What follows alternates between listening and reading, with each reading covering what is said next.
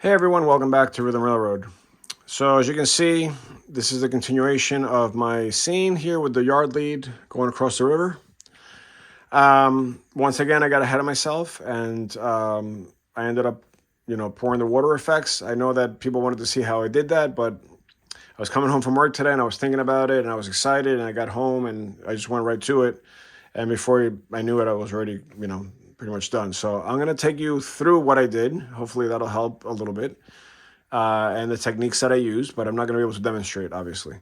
So the first thing I had to figure out was the plan of attack. So what happens when you use Envirotex Lite, which is what I use to create this effect, is that you have to create some kind of dam so that the water or the resin doesn't pour out of the scene, right? You obviously need a low point, and it's all going to want to go to that low point.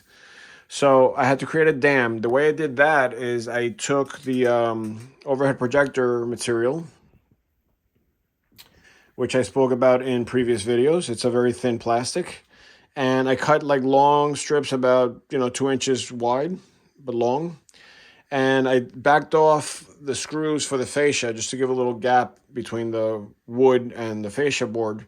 And then I took the strips of plastic and just lined them up so that it had a little bit of something to grab onto on the bottom here, and also it would overshoot the level of the river by a lot. You had to kind of. I wanted to go way too much because it doesn't matter either way. At the end, this is all going to get trimmed down to the water level, which is you have to do anyway. Envirotex Lite has a tendency to create a little lip when it dries, so either way, you got to cut that out. So it doesn't matter if the plastic's there. But as you can see, it doesn't have to be perfect. This was like much higher here on the corner, and so is this side. But what I did do is I overlapped a little bit from one seam to the next, and I put, I'm going to show you how I sealed that next, and then I'll show you why I did that. So, the plan was to, once I had everything sealed, and once all the surrounding scenery was already in place and, secured, then the last step would be to pour the resin. Now, the one thing I did not do, and it's intentionally, is affix the bridge and the track, because I want to see how all this stuff settles.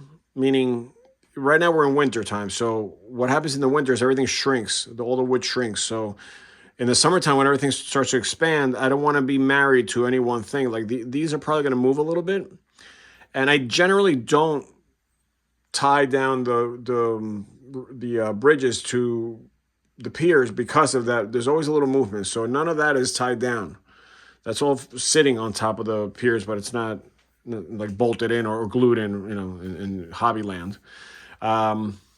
So that's why I didn't do that. I will.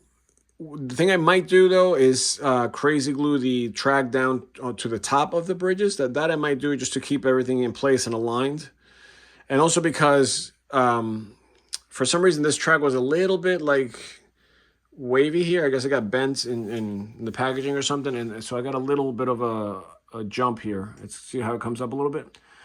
So I'm gonna try to just get it so that I can.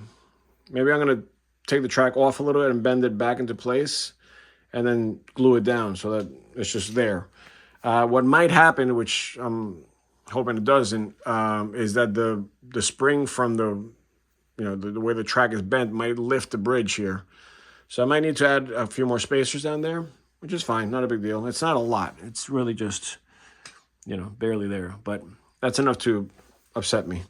So that's that. Now, let's get to how I poured the resin in. Oh, before that, I had to seal the dam here with something so that the resin wouldn't go into the plastic and down to the bottom.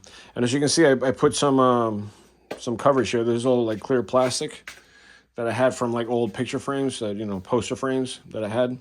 So I just put it on the floor in case I get some kind of drippage. This stuff tends to find the smallest hole and it all kind of wants to come out through there. So just in case, I put it down.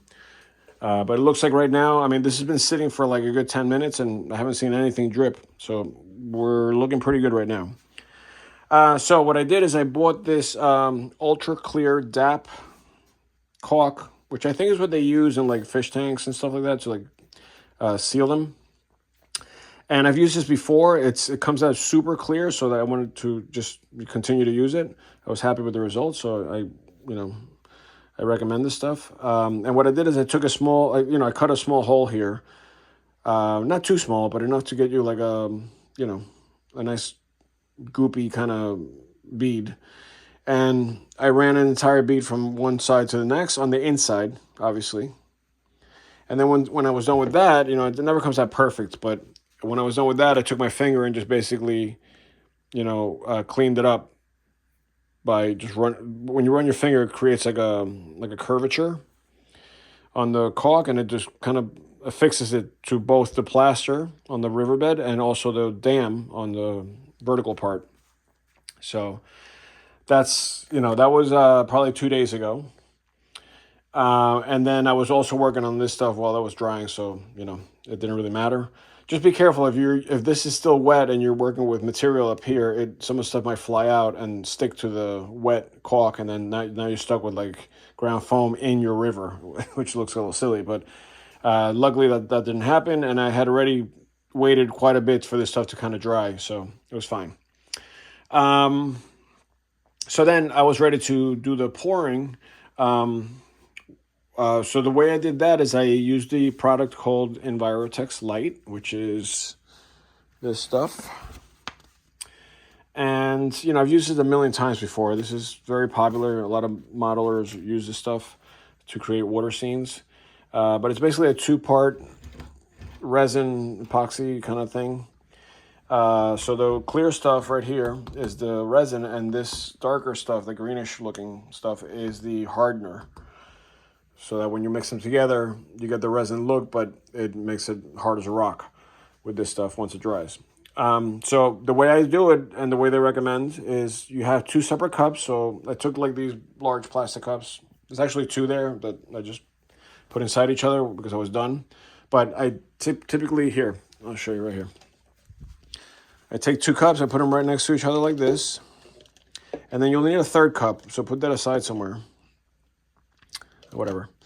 Then I take the resin and I pour it in. I try to kind of gauge it. Like I look at the scene and I'm like, well, I'm going to need quite a bit for that. So try to gauge it so that you know how much to pour. And keep in mind that you're going to be pouring equal parts from the resin and the hardener. So don't go too high on the cup and then you get ready to pour the same amount into another cup, and now it doesn't fit. So don't go past the halfway point for sure. I went pretty much right to the halfway point with the resin, and then once I saw that level, I took the hardener and I poured it into this cup, and I got it to the same height. I just eyeballed it. You don't have to be like down to the the most precise amount, but just eyeball it. You can see when it settles, it just kind of looks straight.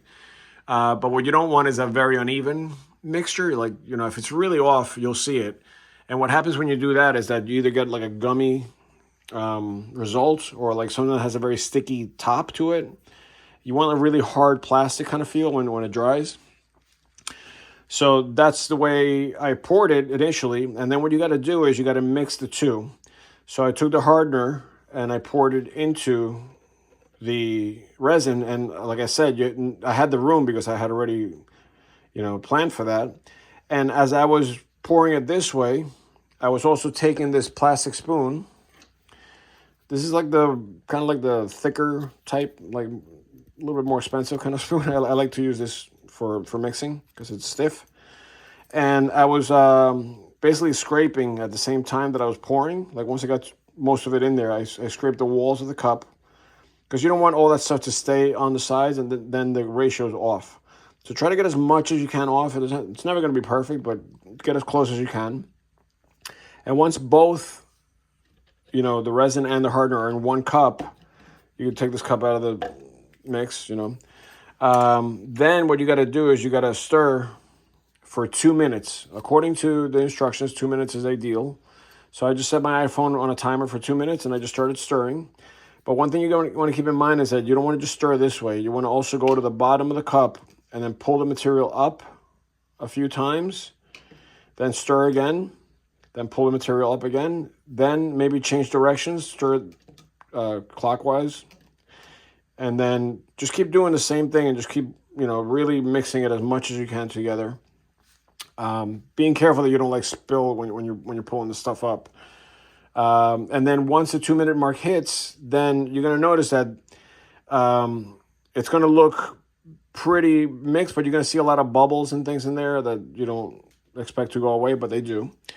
So, just make sure that everything looks pretty much this color.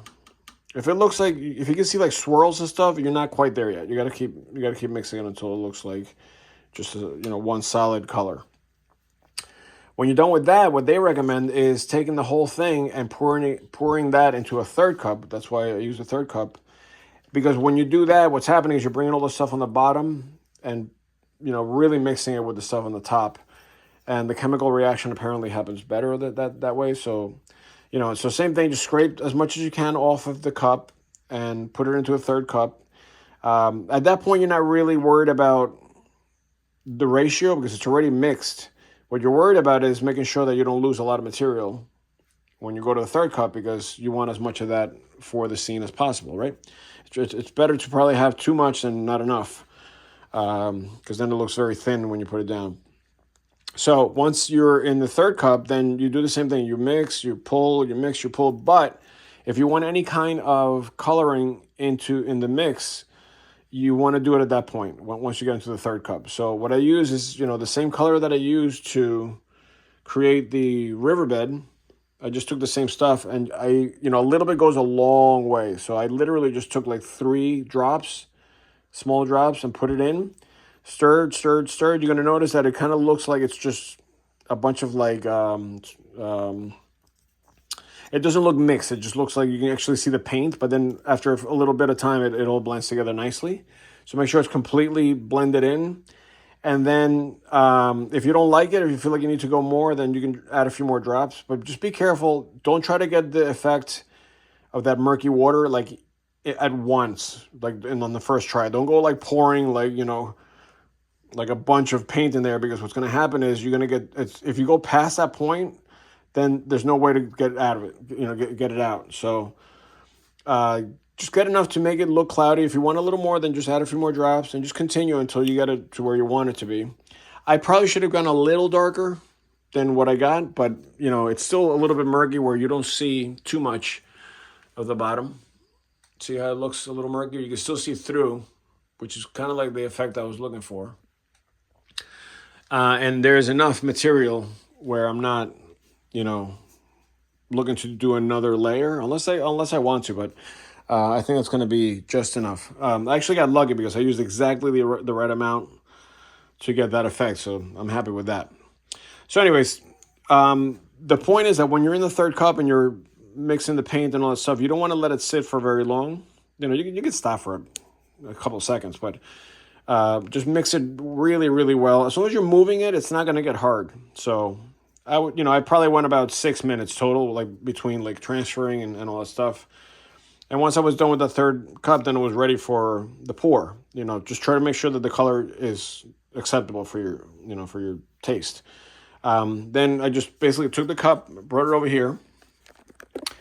And then the way I pour is I try to go to the center of each pocket of scenery, like within the water.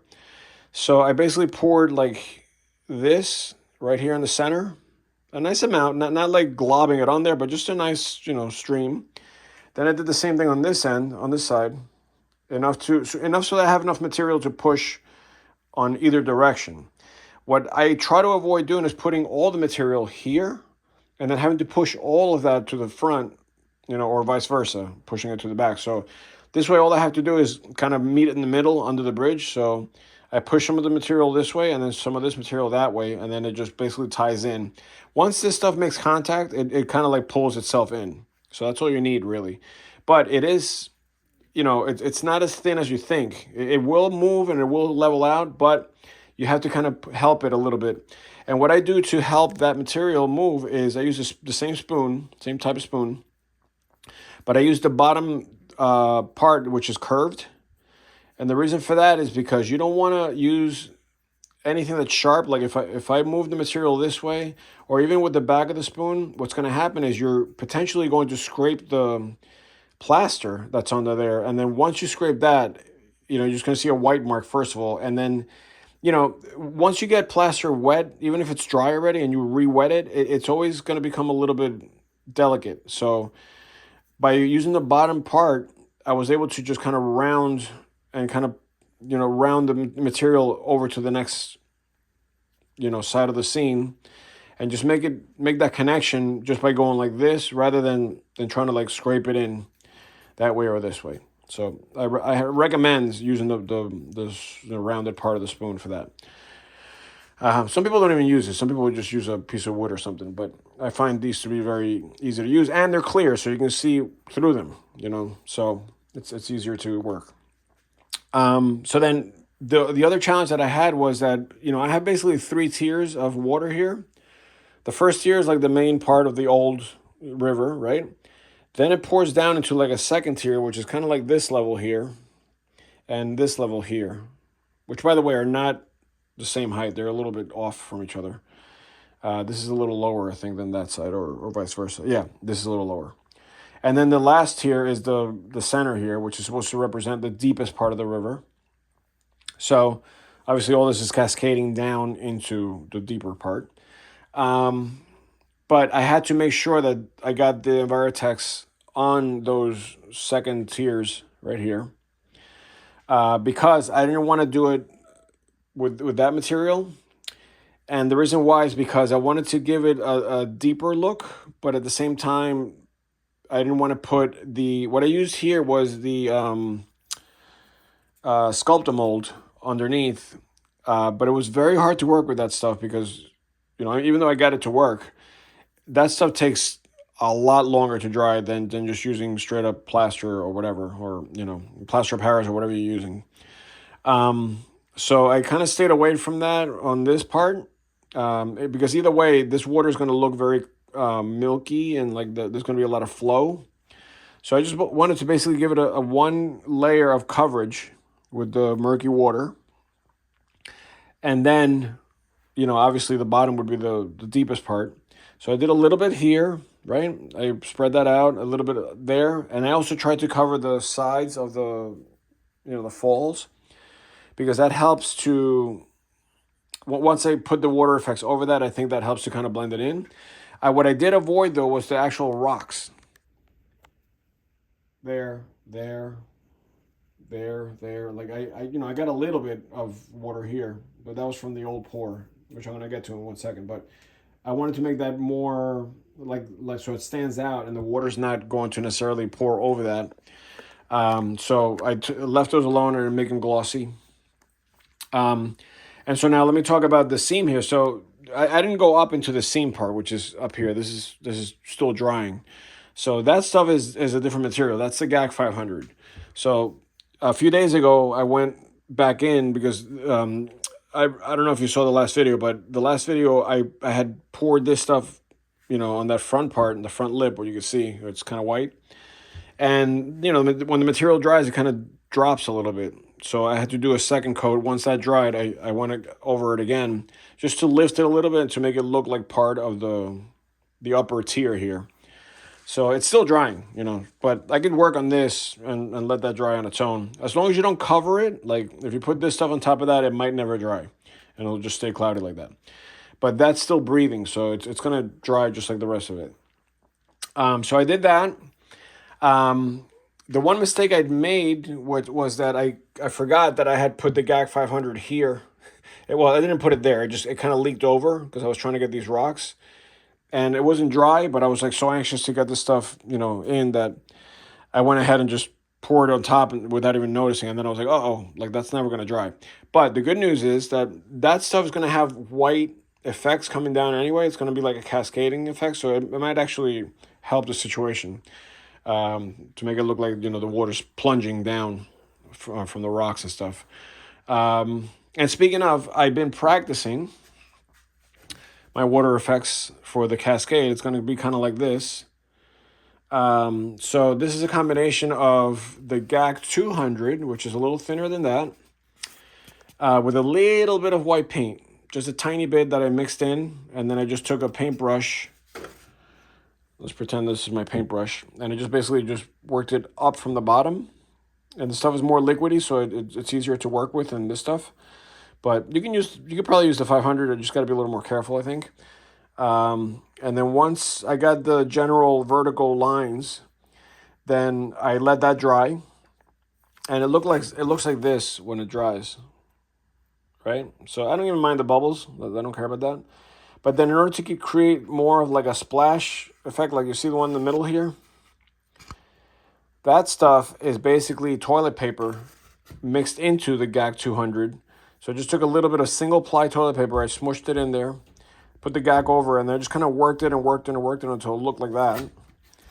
And then it obviously dried, so that's not going anywhere. But I'm going to use that effect throughout, not like completely covering this stuff that I did before, but just enough to give it texture and differentiate the water flow.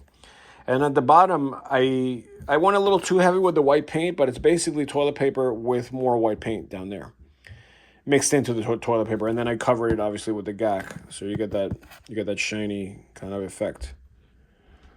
Now I've been looking at pictures from like real scenes, and the water that comes off the top here is usually a little murky. It's not pure white. It's like a little bit brownish. So what happened was, and this kind of happened naturally, I had a little bit of paint still up here, and it got kind of mixed in. And I'm talking like a micro drop of paint. But it was enough just to give it that shade of like a little bit darker water, like dirtier water. And then obviously I was more careful when I did the toilet paper. It looks more white. But you can still, even after you're done with this, I'm going to just practice this before I do it on the scene, but you can still take a dry brush with white on it. Well, it's not called a dry brush. You take a brush and you dry brush the paint onto the material here. So you just basically just kind of very lightly get some of the paint on the edges that are sticking out, and that gives the effect of, foam coming down. But this is actually, even if I had this throughout that entire area there where it's like all pouring down, I'd be happy with that. I think that's going to look really good. So this is the goal. I don't like, what I don't like is, you see how this shiny glazy kind of paint down here came out? I don't like that, because that just looks like glaze to me. That doesn't look like clear see-through water. That's a little murky. So the reason why that happened is because I basically just took paint, the same paint that I've been using, and poured a bunch of it there, and then I took the GAC 200 and then just mixed it in and just kind of went crazy on it. And this is the result, which I'm not liking. But I think between this and then that kind of water, along with the other part of the river, it's going to look really, really nice. And it's supposed to look darker as it comes down. So I'm not worried that right now that looks more brown than this. That's the way I kind of planned it. So right now, I guess it's just a waiting game. I'm just going to wait until this completely dries. It looks like there's some high points right there. You can see there's like a little rock kind of wanted to peek out. That's okay, because it's going to get covered. Once I put the water effects on top, you won't even see that, because it's going to be ripples. And this is flowing water. This is not sitting still by any means. So this would actually look ridiculous if I just kept it without any water effects. Because there's no way the water would be pouring down and then glass. That doesn't happen in nature. So, some people go crazy with protecting this, and they'll put like tin foil over it, create like a dust cover kind of thing. But either way, I'm not looking to make this perfectly see-through to begin with. So even if I get a little dust bunny or whatever, like a little dog hair or whatever it is, if it creeps in there, I'm not worried about it. It's going to be fine. So that's basically where I'm at, and I'm looking forward to now letting this dry. It's going to take a few days to really let it cure correctly, and I want to make sure that I don't mess it up by putting stuff on top of this. So I want to make sure it's completely cured. Oh, one thing I forgot. I can't believe I forgot this. after you pour and you spread everything out and everything looks the way the coverage looks the way you want it to look, you got to take some kind of straw. Now, luckily, my wife got into this bubble tea stuff, and these are the straws they use for the bubble tea. She bought like 100 of these, but they're great for what I'm about to tell you because you want a wide opening. You don't want a really thin straw because you want to get a lot of carbon dioxide into the water. And the way you do it is you basically just breathe hot air into the Envirotex. You just kind of go around. You'll see all the bubbles just work their way up to the top and then just pop. So I basically just got, you don't want to get too close because you might like get into it, but just about an inch or so above the material and just blow the hot air and you'll see all the bubbles start to come up. It almost looks like soda, like once it settles and all the little bubbles come up. That's what it's going to look like. What you don't want to do is leave the bubbles in there because they'll stay in there forever. So you got to release that air or whatever the chemical, reaction is. So basically just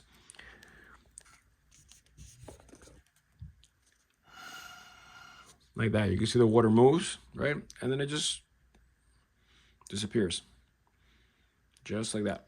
All right, now you didn't see any bubbles because I already took the bubbles out for the most part. I mean, I think this looks pretty clean right now. But, it's so nice to see like a reflection from the back all the way to the front now. It's going to be a great place to take photos. Once I got all the water effects running down here and all this stuff, I think it's going to look really, really cool. And then at the end, obviously, when all this dries, I'll take an X-Acto blade, nice sharp one, and then just trim all of this out. So I'm going to leave it there, and I'll see you at the next part. Bye.